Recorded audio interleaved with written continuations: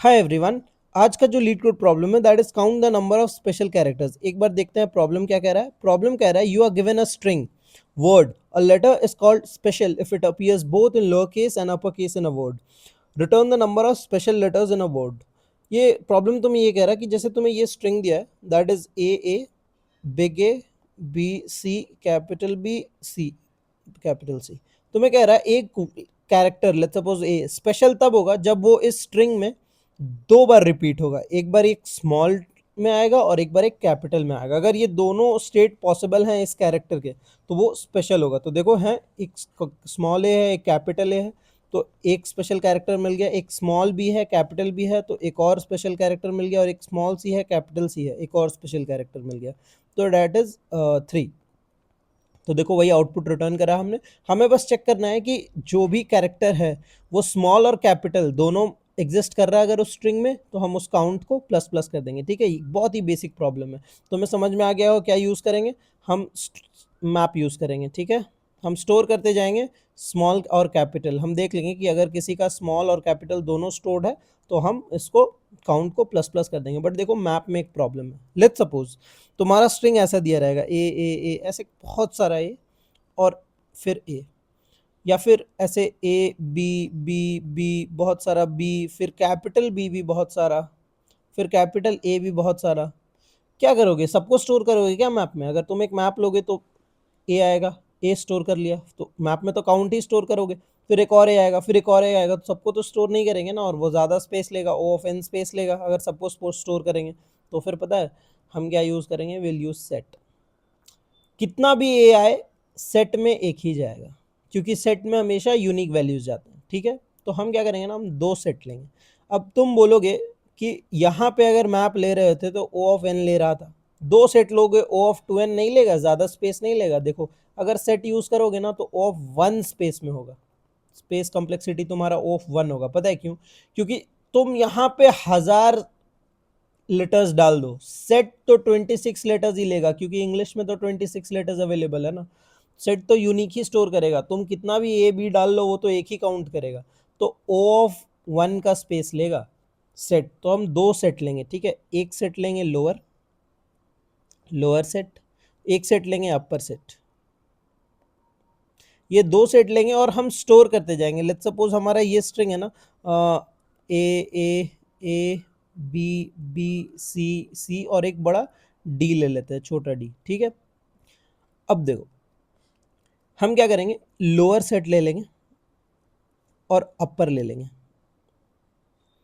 और स्टोर करते जाएंगे। एक फॉर लूप लगाएंगे और इस पूरे स्ट्रिंग में ट्रैवर्स करेंगे। पहला एलिमेंट मुझे मिला छोटा है तो मैं लोअर पे स्टोर कर लूंगा। मैं चेक कर लूंगा कि वो जो भी कैरेक्टर मुझे मिल रहा है सी एच, क्या वो इज लोअर, एक फंक्शन आता है इज लोअर, वो बताएगा कि क्या वो कैरेक्टर लोअर है, मतलब लोअर केस में या अपर केस में। ठीक है, अगर वो इज लोअर है तो लोअर पे डाल देंगे, और अगर वो अपर है तो अपर में डाल देंगे। ऐसे सब में। अब ये ए दोबारा देखेंगे तो सेट में तो एक ही बार जाएगा ना, फिर बी लोअर बी, फिर उसका अपर बी भी आ जाएगा, फिर लोअर सी, फिर उसका अपर सी भी आ जाएगा, और फिर लोअर डी आ जाएगा। ठीक है, और फिर हम लोअर में ट्रैवल करके देखेंगे, किसी एक में भी ट्रैवल कर सकते हैं। ठीक है, क्योंकि हमें चाहिए स्पेशल, और स्पेशल अगर होगा तो वो दोनों में अवेलेबल होगा, लोअर सेट में भी अपर सेट पे भी। लोअर पे ट्रैवल करेंगे, देखेंगे ए, और उसी का चेक करेंगे कि इसी का अपर क्या अपर सेट में प्रेजेंट है। अगर है तो काउंट को प्लस प्लस। ठीक है, so what we are going doing here, we are doing the important goal is what we are doing here is checking if a character is present in both the set. If yes, then count plus plus. ठीक है, अभी देखो इसका time और space complexity में explain करूंगा, यही optimal solution है। बट तुम एक बार इसका फटाक से कोड देख लो, बहुत ही इजी कोड है। एक बार कोड देख लेते हैं, फिर उसका टाइम और स्पेस कॉम्प्लेक्सिटी देख लेंगे। देखो सबसे पहले हम क्या करेंगे, हम एक दो सेट लेंगे और नॉर्ड सेट। किस टाइप का, क्या टाइप का, एक लोअर, ठीक है, और एक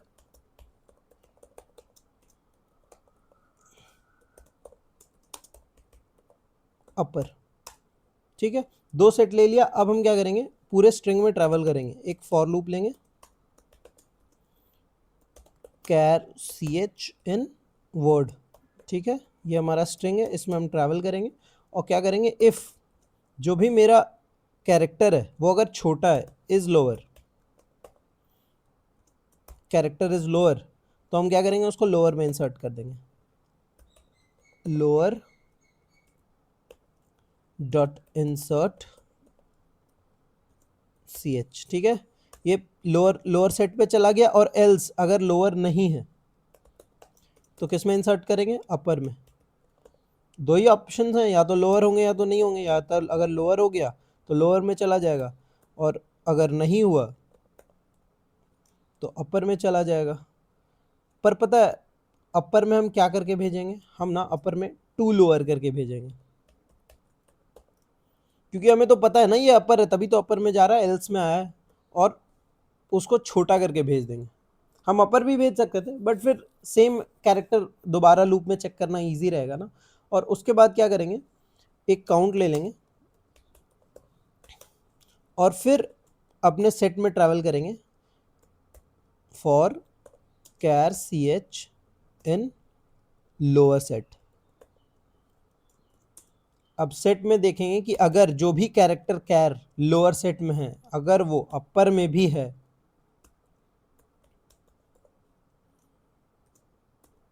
अगर वो अपर में भी अवेलेबल है, तो क्या करेंगे, काउंट प्लस प्लस। ठीक है, और बस इसके बाद फॉर लूप खत्म होने के बाद रिटर्न काउंट।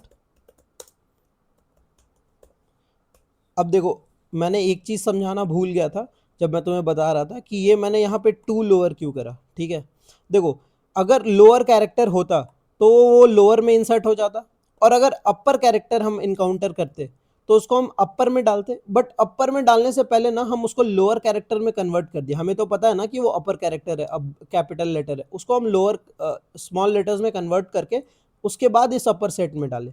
क्यों पता है, क्योंकि जब हम इसमें चेक करेंगे ना, अपर में लोअर में वापस से, कि कौन कौन से कैरेक्टर्स हैं जो दोनों में अवेलेबल है, तो जो अपर में अवेलेबल होंगे उनका तो ब्लॉक लेटर्स होगा, तभी तो वो अपर में। तो इजी हो जाएगा कि हम लोअर में जो कैरेक्टर ch देखें हैं वही अवेलेबल होगा हमारे अपर में, क्योंकि हमने उसको लोअर में कन्वर्ट करके डाला था। ठीक है, इसीलिए हमने यहाँ एक चीज़ अलग करी जो मैंने नहीं समझाया था वहाँ पे, कि हम उसको पहले लोअर में कन्वर्ट करके फिर अपर वाले सेट में डाल रहे हैं। ठीक है, so this was the code guys. इसको एक बार ही रन करते हैं। देखो, इसका time and space complexity, time complexity O of n, क्योंकि एक लूप रन हो रहा है। एक मिनट, UPPR, सॉरी हमने ना काउंट को इनिशिएट नहीं किया, दैट शुड बी 0। ठीक है, काउंट इनिशिएट करो, फिर it will give you answer. हाँ देखो, दोनों में एक्सेप्टेड, और तुम इसको सबमिट कर दो। अब देखो, मैं तुम्हें बताता हूँ कि ये ऑप्टिमल क्यों है और इससे बेटर अप्रोच क्यों नहीं हो सकता है। ठीक है, इसकी टाइम और स्पेस कॉम्प्लेक्सिटी बताता हूँ। तो अगर मुझे तुम्हें इसमें तुम टाइम कॉम्प्लेक्सिटी और स्पेस कॉम्प्लेक्सिटी एक्सप्लेन करना हो, तो देखो क्या होगा, हम ना दो सेट ले रहे हैं पर स्पेस O ऑफ 1 ही लेगा ये, क्योंकि दोनों सेट में कितने अल्फ़ाबेट्स जाएंगे, एक में मैक्सिमम 26 जाते हैं, क्योंकि यूनिक 26 अल्फ़ाबेट ही इंग्लिश लेटर्स में पॉसिबल है, और दूसरे में भी 26। तो space complexity will be O of 1। ठीक है, अब तुमको टाइम कॉम्प्लेक्सिटी बताते हैं। देखो, तुमने यहाँ पे एक फॉर लूप लगाया, वो फॉर लूप कितने टाइम्स रन करेगा, वर्ड का जो लेंथ होगा उसमें ए कितनी बार भी रहेगा हम सबको देखेंगे ना, और तब सेट में डालेंगे, कोई एक ही जाएगा सेट में, सेट पे तो यूनिक ही जाएगा। तो ना O ऑफ n टाइम्स पहला फॉर लूप रन होगा, और उसके बाद ये सब जो है ना, लोअर डॉट इंसर्ट, अपर डॉट इंसर्ट और ये अपर डॉट काउंट, ये सारे O ऑफ 1 के कैरेक्टर्स हैं। अनऑर्डर्ड सेट में सारे, ये सारे जो भी होते हैं फंक्शंस, ये सब O ऑफ 1 में हो जाते हैं। तो और तुम्हारा कहाँ लग रहा है, उसके बाद ना तुम ये लोअर में एक और फॉर लूप लगाए हो, पूरे लोअर वाले सेट में चेक कर रहे हो। लोअर वाले सेट का क्या स्पेस था, 26। तो टाइम कितना लग जाएगा मेरे को इसमें चेक करने में, O of 26 which is O of 1। ठीक है, तो तुम्हारा time complexity O of n plus O of 1 है, तो that is O of n। तुमने O ऑफ n में ट्रैवल किया, that is your time complexity, और space complexity is O of 1। ठीक है, आई होप तुम्हें प्रॉब्लम समझ में आया होगा। Thank you.